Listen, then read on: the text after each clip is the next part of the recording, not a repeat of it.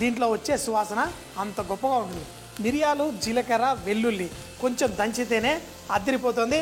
దీంట్లో కొంచెం కొత్తిమీర కూడా వేసి దీన్ని ఇలా అనేసి దీన్ని మొత్తాన్ని ఈ రసంలో వేసి కేవలం ఉప్పు చూసుకుంటే మన సింపుల్ మిరియాల చారు కూడా రెడీ అయిపోయింది. దీంట్లోనే అద్భుతమైన టేస్ట్ ఇందులో వేసేసాను. దీన్ని ఒక 2-3 నిమిషాల పాటు చక్కగా ఉడకనిస్తే మన అద్భుతమైన రసం రెడీ. కేవలం ఇందులో మనం ఉప్పు కరెక్ట్గా ఉందా లేదా చూద్దాం. అయితే తాలింపు ముందే వేసేసుకున్నాం. మరి ఆ రుచి అనేది ఇప్పుడు మీరు వేసిన పంచదార, ఉప్పు, ఎంతో సింపుల్గా ఎంతో టేస్టీ రసం, పర్ఫెక్ట్. కొంచెం అంత ఉప్పు అది కూడా వేసాను. ఇంకా అద్దిరిపోయే రసం రెడీ అయింది. ఇక్కడ మన కూరగాయలు కూడా క్యారెట్, మన క్యాబేజు. అయితే ఇందులో కూడా మనం ఒక్కసారి ఉప్పు టెస్ట్ చేసుకుందాం.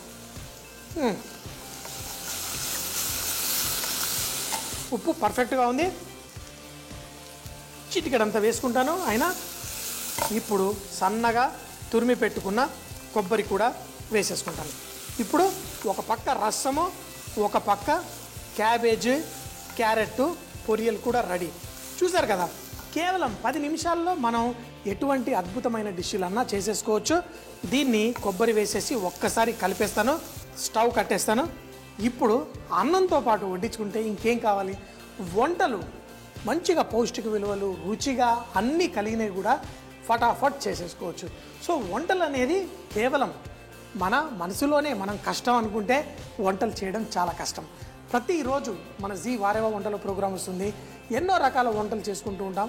అందులో కొన్ని చాలా సులభమైన వంటలు, కొన్ని కొంచెం మసాలాదారుగా, కొన్ని బాగా రిచ్గా. సో మీకు నచ్చినవి మీకు కావలసిన సమయంలో చక్కగా ఇష్టంగా చేసుకునే వంటల్ని చాలా సులభంగా చేయగలను అని మీరు మనసులో అనుకుంటే చాలు, ఏ వంటనైనా ఇట్టే చేయగలుగుతారు. అన్నంతో పాటు తింటూ చక్కగా ఎంజాయ్ చేసుకుంటూ మరిన్ని కబుర్లు చెప్పుకుందాం. చాలామంది ఉంటారు నాలాగా, అంటే వాళ్ళకి ఒక పప్పు కూర, రసం ఉందంటే 2 కలిపేసి తినేస్తూ ఉంటారు. అయితే మా తాతగారు కూడా అంతే, అన్ని రకరకాలు కలుపుకొని తింటూ ఉంటే నన్ను చిన్నప్పుడు అంతా మీ తాత బుద్ధిలే వచ్చాయి, తిండి దగ్గర మాత్రం అనేవాళ్ళు. ఇప్పటికీ నాకు 2-3 రకాల కూరలు చక్కగా కలుపుకొని తినడం ఇష్టం. మనం చేసుకున్న ఈ కూర కూడా ఒక పక్క కూర, ఒక పక్క చక్కగా చారు పోసుకొని అన్నంతో పాటు తింటే భలేగా ఉంటుంది.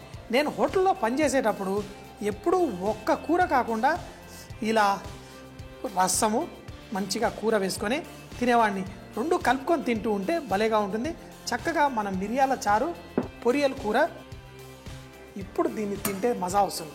ఒక పక్కనేమో లైట్గా ఆ ఫ్లేవర్ఫుల్గా కూరగాయలు, ఇటుపక్క మన అద్భుతమైన రసాన్ని, రెండింటిని తింటూ ఉంటే వారేవో అనాల్సిందే. మరి అయితే ఈ వాల్నట్స్ని క్యారమలైజేషన్ అంటే షుగర్ని మెల్ట్ చేసి దాంతో వేసిన వాల్నట్ని సలాడ్స్లలో వాటిలలో వేస్తారు. చాలా చాలా రుచిగా ఉంటుంది. అది మరోసారి చూసుకుందాం. ఇప్పుడు ఈ వెల్లుల్లి, మన ఈ వాల్నట్ లైట్గా ఈ వెన్నలో ఇలా కుక్కవనిద్దాం. దీంట్లో మనం పాలకూర, ఇదంతా చేస్తుంది మన పాలకూర కోసం. ఈ పాలకూరలో ఉన్న పౌష్టిక విలువలు మనం తినే ఈ బనానా బోట్లోకి రావడం కోసమే.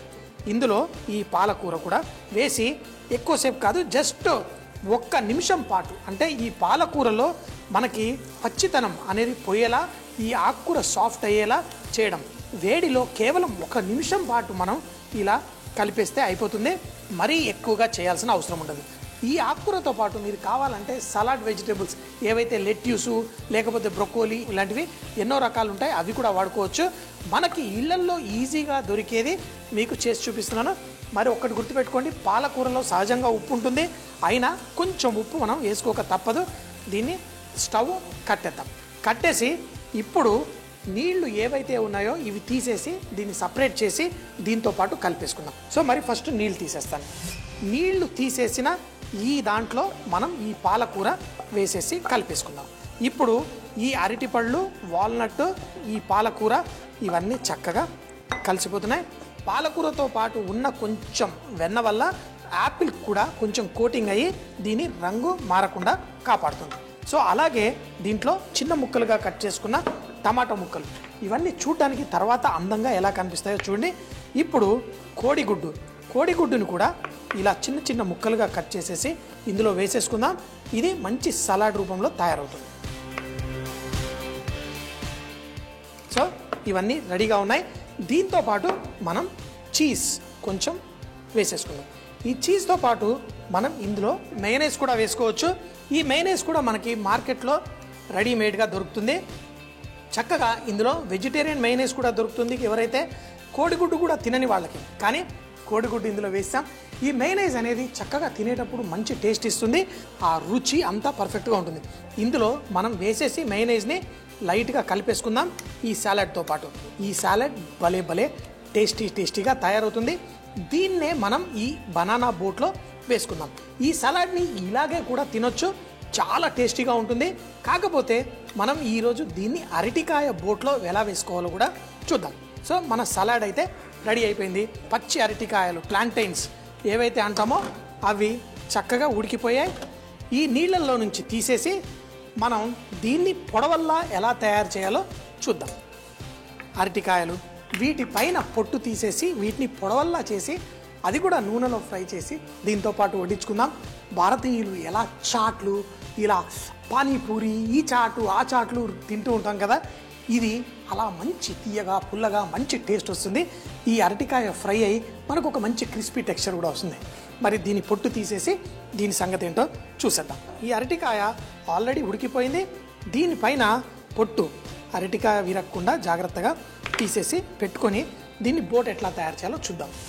ఈ అరటికాయలో మనం పొడవలా తయారు చేయాలంటే దీంట్లో ఫస్ట్ కొంచెం గుజ్జు తీయాలి అంటే మనం ఒక స్పూన్ కానీ లేకపోతే ఏదన్నా తీసుకొని ఇలా దీంట్లో కావాలంటే కత్తితోటి కూడా ఇలా అనేసి తీసేసుకుందాం. తీసేసి మిగతాది మనం ఒక స్పూన్ తోటి కానీ దేనితోటైనా మీకు వీలైనంత గుజ్జు దీంట్లో తీయగలిగినంత తీసేసేయండి. ఇలా తీసిన తర్వాత దీన్ని మనం చక్కగా నూనెలో ఫ్రై చేసుకుందాం. ఫ్రై చేసుకొని దీంట్లో ఎలా ఈ కోడిగుడ్డు స్టఫింగు ఇదంతా ఎలా చేయాలో చూద్దాం. చేసుకున్న ఈ పొడవల్ని మనం ఇలా నూనెలో వేసేసి చక్కగా ఫ్రై చేసేసుకుందాం. ఈ మిగిలిపోయిన ఈ అరటికాయ గుజ్జుని మనం ఇలా కట్ చేసేసి దీన్ని కూడా ఇందులో వేసి ఫ్రై చేసుకుందాం.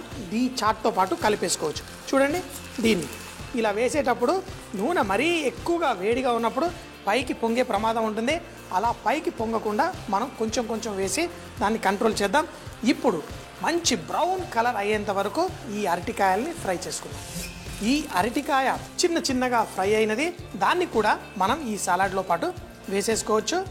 ఇప్పుడు ఈ అరటికాయ పొడవల్ని కూడా తీసేసి ఎలా చక్కగా మనం వడ్డించుకోవాలో చూపిస్తాం. అరటికాయతో చేసిన ఈ పొడవలు రెడీ అయిపోయాయి. ముందుగా నీళ్ళల్లో ఉడికిచ్చేసాను, తర్వాత వాటి ఫ్రై కూడా చేశాను. ఈ ఫ్రై ఇలా ఉల్టా పెట్టడం వల్ల ఎక్స్ట్రా నూనె ఏమైనా ఉంటే పోతుంది. తర్వాత దీన్ని తీసి మనం లైట్గా ఇలా కట్ చేసుకుందాం. కట్ చేయడం వల్ల ఈ పొడవ కొంచెం పెద్దగా అవుతుంది. దీని లోపల మనం స్టఫింగ్ ఎక్కువగా చేసుకోవచ్చు. అదేవిధంగా దీన్ని కూడా లైట్గా కట్ చేసేసి మన పొడవలు రెడీ.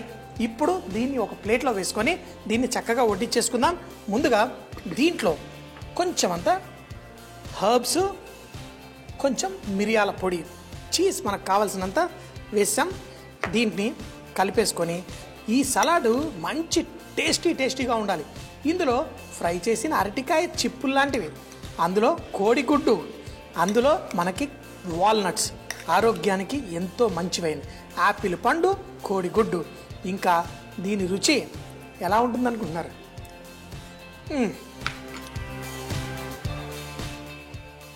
అమృతం, అమోఘం, అంత సూపర్గా ఉంది.